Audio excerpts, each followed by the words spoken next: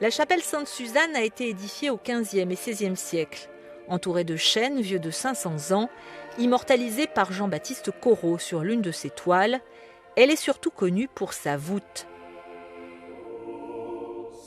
Peinte en 1722 par Roche de la Porte, on y découvre la vie de Sainte Suzanne et la Passion du Christ. Vous avez tout en haut, par exemple, des anges qui vous tiennent à la fois les clous de la Passion du Christ, le marteau, la tenaille et le fouet de la flagellation.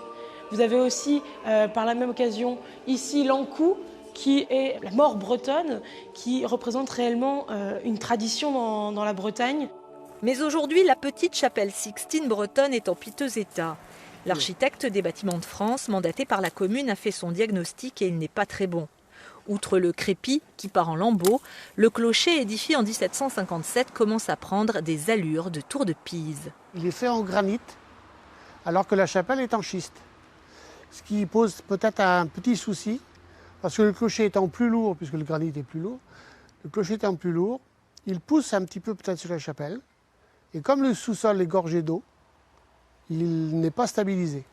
Donc il penche. Il penche. Plus grave, les murs subissent le poids d'une toiture en très mauvais état. La charpente a baissé, les fermes se sont affaissées, elles se sont arrondies et elles poussent sur les murs.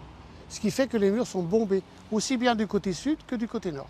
Priorité sera donc donnée à la restauration du toit, coût total estimé autour de 800 000 €. Une part de la commune évidemment qui sera mise dans ces travaux, une part de la DRAC aujourd'hui qui est déjà négociée autour de 40%, une part de la région qui sera négociée mais on peut espérer 25%, et puis j'irai encore un petit peu à la chasse. Voilà. Stéphane Bern a également promis de financer une petite partie des travaux grâce au loto du patrimoine. L'association de sauvegarde, elle, organise des concerts ou des expositions tout au long de l'année, mais les dons sont aussi les bienvenus.